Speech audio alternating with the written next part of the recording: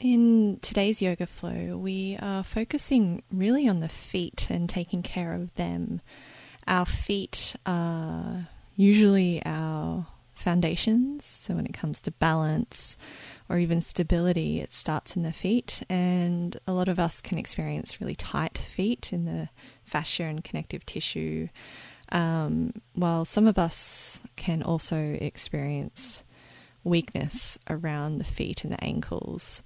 So if you're someone who tends to roll in or out with the feet, this one's a good one, as well as if you feel like they're tight and can feel uncomfortable, this will help you as well. So starting here in Vajrasana, and there's a few different options for Vajrasana. If that's uncomfortable for your feet or ankles, you can take a bolster or a rolled blanket or a towel, or as I've got here, a rolled mat, place it underneath your hips to ease off the knees. Or if you find that flattening the feet to the ground is too much, you can place it underneath there just to ease off and more gradually open up through there without pushing or forcing anything. So just make sure that it's comfortable for you in your feet, your ankles, and your knees in particular. And get a nice tall spine.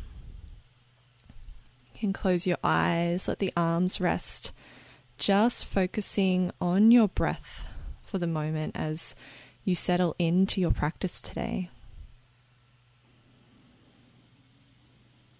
Breathing those deep belly breaths and working on that equal breath, samavritti, an equal count in and out as you breathe.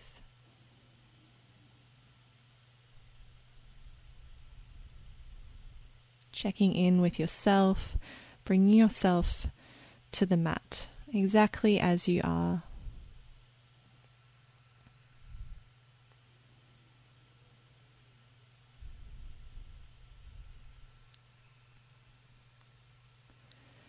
When you're ready, you can move any props that you might have used to the side, and keeping your feet tucked here, press yourself back to child's pose. So you're bringing the hips back towards the heels, you're extending the arms out in front of you. So you're in an extended, active child's pose, feeling the lengthening through the sides of the body and the spine, but also gently feeling that stretch along the soles of the feet. Breathing with a soft belly here. Your hands are about shoulder width or maybe a little wider apart, really grounding through them as well.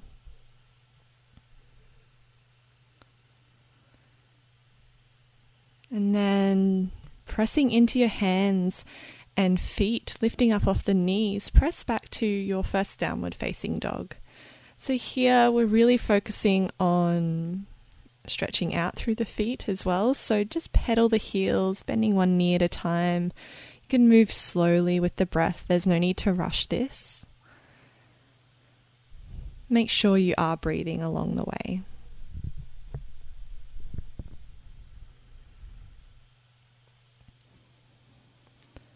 And then finding a heavy point for your heels, keeping the knees unlocked if you need to. As you breathe in, lift both heels, feel the stretch along the soles of the feet, and exhale, ground or let them come heavy, even if they don't touch the mat. Doing that a few more times, still keeping strong in your shoulders and your arms. You might even add a lion's breath in here, opening the mouth, sticking the tongue out on the exhale. Expressing yourself however you need to here with that breath.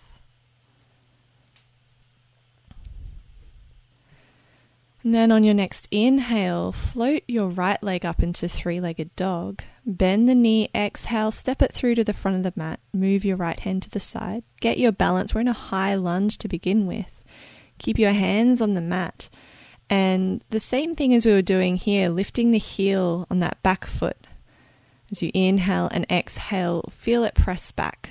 So you're getting a little bit of strengthening here around the ankle as you move with the breath. And then get your balance here. Press into the heel of that front foot Bend the back knee, lift yourself up into your high lunge, Anjaneyasana. We're coming into a little bit of Tai Chi hands here. So arms and elbows soft, shoulders soft. Breathe in, lead with the wrist as you lengthen the front leg. Exhale, deepen. Noticing that front foot in particular, pressing in through all four corners of the foot as if there's 4 car tires there and everything's equally grounded. Bringing that focus specifically to that stability around the ankle. Exhale, hands frame that front foot, step back to downward facing dog. Find your grounding here, checking in with yourself. And on your next breath in, float the left leg, 3-legged dog. Exhale, curl the knee to the chest, step the foot through. Find your high lunge with hands still on the mat.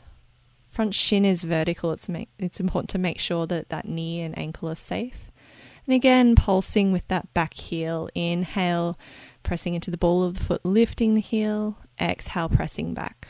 This is a really good strengthener if you are one of those people like me who rolls the foot a lot.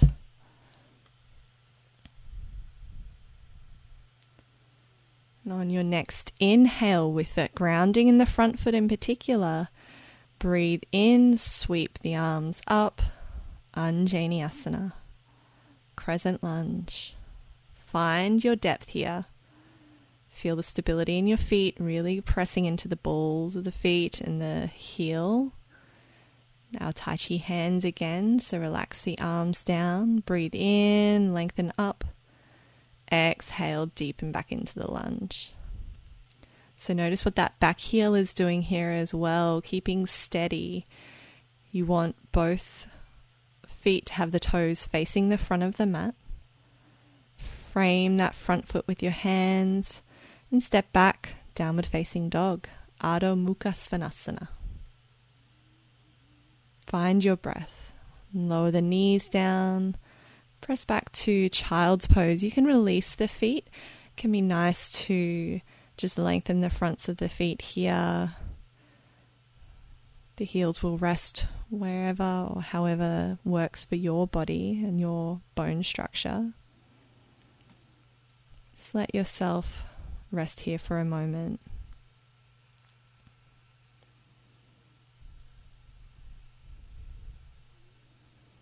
Do that check-in, let everything settle, and then pressing yourself back up to downward facing dog. Then we'll walk our feet to our hands at the top of the mat, coming into Uttanasana. So really bend the knees, let the belly rest on the tops of the thighs, head and neck relax, rolling the spine up. So as you press the feet into the mat, lengthen the tailbone away from you, breathing in, stacking the spine. Arms float lazily up as if you're stretching out of bed. Palms connect, exhale, down to the heart. So here it's obviously more important for you to see my feet than my head. But just get your grounding in your feet. You can spread the toes, let them feel grounded. Plug in through that left leg. Plug all the muscles into the bone and lift the right knee up to the chest. Catch a hold of the knee with your hands and just flexing and pointing the foot and then doing some circles, making sure you go in both directions. And then you can take your right hand to catch the foot behind you. Come into that classic quad stretch to begin with. Then keeping strong through the standing leg, feel those little surfboard wobbles as you press the foot into the hand, coming into dancer's pose, Natarajasana. So it may be just a little baby dancer's pose, finding your balance. If you're super wobbly, take it a bit easier, take it back and let that bottom foot find its steadiness. Sending new neural pathways, forging them. So release the foot, bring the knee back into the chest. You can use a strap for this one or catch the big toe on that right foot with the peace fingers on your right hand. You can keep the knee into the chest or extend it out in front of you. Find that soft focus point for your gaze. Knee comes back in, let the wobbles happen. Knee can come out to the side or extend the foot out to the side. Breathing here, release the foot down from the hand. Inhale, reach up. Exhale, lengthen back to your warrior three just for a moment and bring your hands to the mat as you step that right foot back. Lower the back heel, cut the back foot to an angle, finding your warrior two footing, and inhale as you windmill your arms up, bending that front knee here. So we're working with that different alignment and the stability there. So with that back foot, making sure you're not sinking into the arch of the back foot, that everything's strong. Breathe in, reverse the warrior. And exhale, windmill the arms, frame the front foot, lift the back heel, and use that back foot to help you step up to the top of the mat, folding into Uttanasana here. Inhale, halfway lift, Ardha Uttanasana, lengthen through the lower back. Exhale, fold down, and then again stack your spine as you breathe in, arms circle out wide and up. Exhale down to the heart. Grounding into your right foot, so feel the toes spread, everything plugging into the earth beneath you. Left knee comes up to the chest.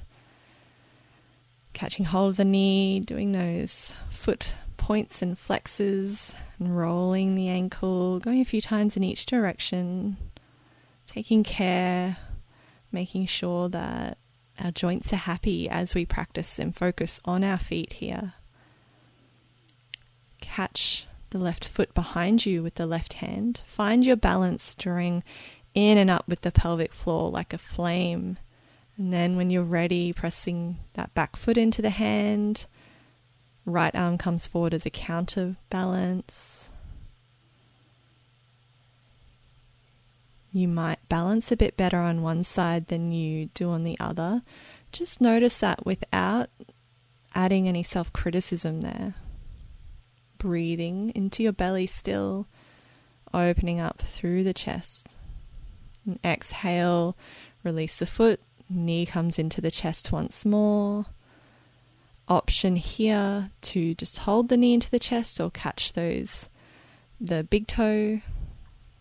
Extend the foot out in front, breathing in, keeping strong. Knee bends, and then let the knee come out to the side, and you can extend the foot out that way. Just playing with these little balances. Breathe in, knee to chest, reach the arms up above you, and exhale, lengthen back to your warrior three, Virabhadrasana 3. Press back with the heel, hands to the mat, lower the back foot, cut the back foot to an angle, feel grounded. Let yourself set up that grounding, and then use the strength in your base to help you find your warrior two. Breathing into the presence of the warrior,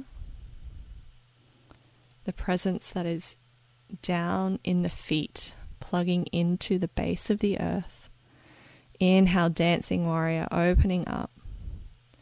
Exhale, lift off that back heel, frame the front foot, and step yourself forward to the front of the mat. Lengthening the spine here. Relax the head and neck. Breathe in, halfway lift. Exhale down, and then slowly stack the spine, come up. Hands back to the heart. And keep your hands here and squeezing through the inner thighs. You can bring the feet closer together if that helps. Lifting up onto the balls of the feet. So we're doing that same heel lift in a different position. So just playing with that. If you'd like an extra challenge, you can bring the hands into temple mudra, interlaced fingers, pointer fingers pointed up above you. Making sure the toes are still facing the front of the mat so that your ankles are strengthening equally on the inner and outer ankles. And then exhale, hands come down the center line as you bend your knees, coming into Samatasana, low balance squat. So if this is too much for your knees, you can come up into a halfway point that looks a little bit like chair pose. Otherwise, feeling the balance, hands can come to the mat or onto the knees. And eventually, hands to the mat as your hips lift, stepping back to downward facing dog. All these little exercises, not held for long, but just giving you a chance to build that gradual strength without over shocking the system. So when you're ready, knees come down to the mat, come into child's pose. You can rest here for the rest of your practice, breathing in to the belly, or if you choose to, you can sit yourself back up on your heels again in Vajrasana, just like we started. Finding your breath, slowing everything down.